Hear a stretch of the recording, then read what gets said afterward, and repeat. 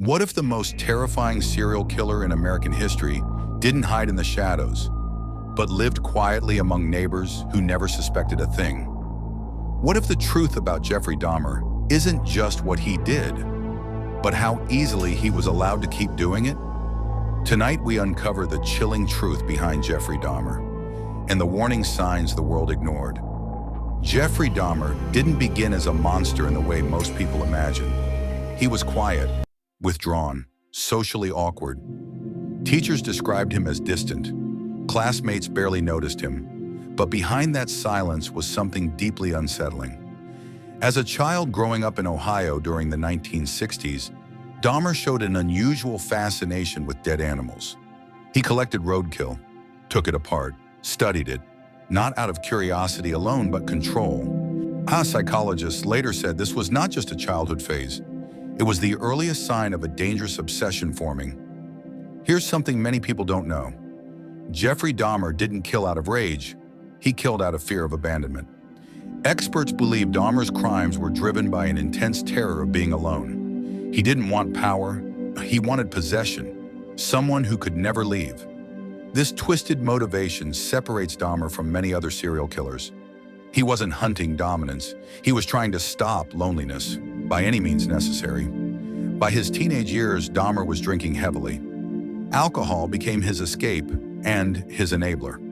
It dulled his guilt and amplified his fantasies. In 1978, shortly after graduating high school, Dahmer committed his first murder. Instead of stopping him, the system did something worse. So it let him go. No psychological evaluation, no intervention, no red flags taken seriously. That first crime wasn't the end. It was the beginning. Throughout the 1980s, Jeffrey Dahmer blended into society with terrifying ease. He held jobs, paid rent, spoke politely, avoided attention. Neighbors later described him as strange, but harmless. They noticed the smells, the noises, the unsettling behavior, but no one pushed hard enough. And when police were called, Dahmer was believed over victims who desperately needed help. This wasn't just a failure, it was a pattern. In one of the most disturbing moments in American crime history, a teenage boy escaped Dahmer's apartment, injured, confused, and bleeding. Police arrived, and then they made a decision that would haunt the nation forever. Despite witnesses pleading for help, the officers returned the boy to Dahmer. Minutes later, the boy was dead. This wasn't ignorance, it was systemic failure, rooted in bias, disbelief, and misplaced trust. And Dahmer learned something crucial that night. He could get away with it. Inside his apartment, Dahmer created a private world of horror. He followed routines, patterns, rituals. Everything was controlled, measured, planned. Psychologists later identified traits of severe psychopathy mixed with necrophilic disorder, compounded by alcoholism and social isolation. But what truly made Dahmer dangerous was his consistency. He didn't panic, he didn't rush, he adapted. And because he appeared calm, police rarely suspected him. The truth is painful.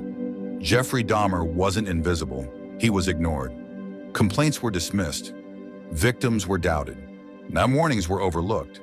Each failure reinforced his belief that he was untouchable, and with every crime, his confidence grew. In 1991, everything collapsed. One victim escaped and led police directly to Dahmer's apartment. What they found inside stunned even seasoned investigators.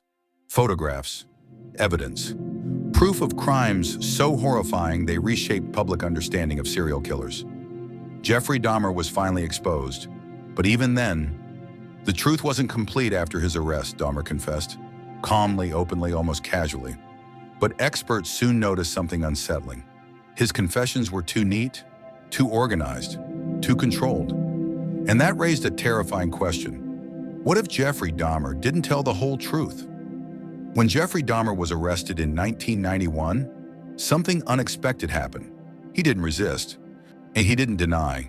He didn't demand a lawyer right away. Instead, he talked for hours. He calmly described his crimes with a disturbing lack of emotion, like someone reciting instructions rather than confessing to murder. At first, investigators believed this was honesty, but psychologists noticed something unsettling almost immediately. Dahmer's confessions were too controlled, too orderly, and that raised a chilling possibility. Most serial killers resist confession. They minimize, lie, shift blame. Dahmer did the opposite. He admitted guilt quickly, provided details, accepted responsibility. But experts in criminal psychology noticed a pattern. Dahmer spoke only about what had already been discovered. When questioned about gaps, missing persons, unexplained timelines, unexplored locations, his answers became vague. I don't remember. I'm not sure. I think that's all. These weren't emotional responses. They were strategic. Here's the unsettling reality investigators came to understand. Jeffrey Dahmer didn't confess to relieve guilt. He confessed to control the narrative. By cooperating, Dahmer shaped how the world would remember him. Calm, honest, cooperative. Broken, but not deceptive. But this image didn't match the man investigators were now studying. Psychologists believed Dahmer was deeply manipulative, not in the loud, charismatic way, but in a quiet, calculated one. And control didn't end with arrest. It evolved. As police cross-checked Dahmer's statements with missing persons cases, inconsistencies began to surface. Some disappearances matched his methods, but not his admissions. Different timelines, different victim profiles, different locations. When investigators pressed him, Dahmer shut down. He didn't deny involvement, he simply refused to expand. This raised a disturbing question. What if Dahmer was telling the truth, but not the whole truth? In interviews, Dahmer appeared remorseful, soft-spoken, emotionally flat. Many viewers later described him as honest or broken, but psychologists warned against this interpretation. They believed Dahmer had reactivated the same mask he wore for years, the mask that fooled neighbors, landlords, and even police. The difference? Now it was aimed at the entire world. Here's a fact many people don't know. Jeffrey Dahmer underwent psychological evaluations that revealed he was aware of right and wrong during his crimes. This destroyed the narrative of total insanity. Dahmer knew what he was doing, and he knew it was illegal. He knew it was wrong, but he did it anyway. And that means his confessions weren't spontaneous honesty. They were choices. Experts believe Dahmer had 3 reasons to withhold information. First, shame. Some acts didn't align with the lonely, broken image he wanted to project. Second, fear not of punishment, but of how history would remember him. Third, and most disturbing, control. As long as there were unanswered questions, Dahmer remained psychologically present. Families waited, investigators speculated, the public stayed obsessed, and Dahmer, once powerless, still mattered. After Dahmer's arrest, attention focused on what was found in his apartment, but investigators quietly acknowledged something else. There were leads that were never fully explored. Locations Dahmer mentioned casually, but never elaborated on. Trips he took that didn't align with known victims. Time periods that remained unexplained. When questioned later, Dahmer became evasive. Not angry, not defensive, just closed. That silence spoke louder than words. Criminal profilers revisiting the case years later reached an unsettling conclusion. Dahmer may have underreported his crimes, not to appear less guilty, but to maintain emotional distance. Every withheld detail protected him from confronting the full weight of what he had done. And that means the official count may only represent what was provable, not what was true. If Jeffrey Dahmer was willing to lie for years, manipulate neighbors, deceive police, exploit systemic failure, why would he suddenly become fully honest at the end? One, psychologists argue he wouldn't, not completely. And that leads to the most disturbing question of all. What if Jeffrey Dahmer's most important confession wasn't something he said, but something he refused to say? We uncover the truth that investigators believe Dahmer hid, and why his silence was more meaningful than any confession. Because the final secret isn't about what Dahmer did, it's about who he became. After his arrest, Dahmer was sent to prison, where he expected the world to finally understand him. But prison didn't give him control. It took it away. And that loss was more devastating than any punishment. For years, Dahmer had controlled his environment, his victims, his apartment, his routines. In prison, he was forced into a system he couldn't manipulate. And for the first time in his life, Dahmer faced something he couldn't escape: accountability. While in prison, Dahmer wasn't quiet. He was not angry, not defensive. He was reflective. He began writing letters. He began talking about his life. But here's the truth investigators discovered. Dahmer's reflection wasn't just guilt. It was a deeper awareness, a recognition that he had been living a lie.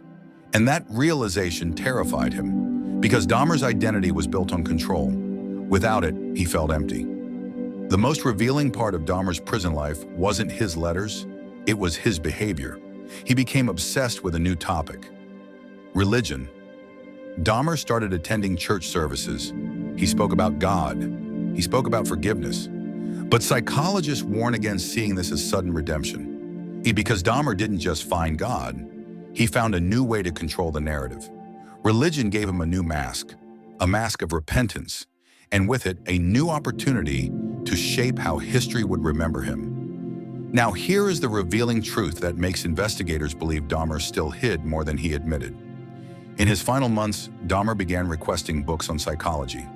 He asked for materials on personality disorders. He asked for anything that could explain him, not because he wanted to be understood, but because he wanted to study himself. And that's when the most chilling conclusion emerged. Dahmer wasn't simply a killer. He was a student of his own darkness. He wanted to know what made him dangerous. He wanted to understand the mechanism of his own mind. And in that understanding, he found something terrifying. And the truth is this: Jeffrey Dahmer didn't confess because he was sorry. He confessed because he was curious. Curious about the reactions, curious about the fear, curious about the power he still held, even behind bars. And that curiosity never died. Even in prison, Dahmer still wanted control.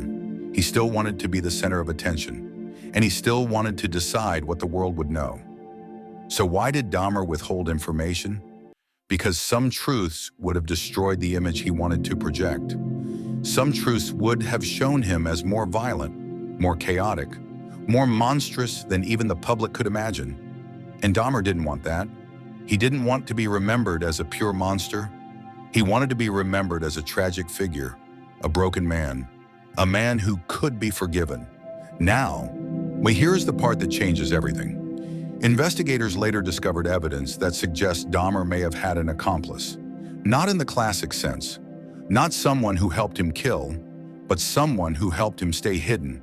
Someone who helped him escape suspicion. Someone who helped him continue. It wasn't a person. It was a system that ignored warnings, dismissed victims, and allowed a predator to keep hunting.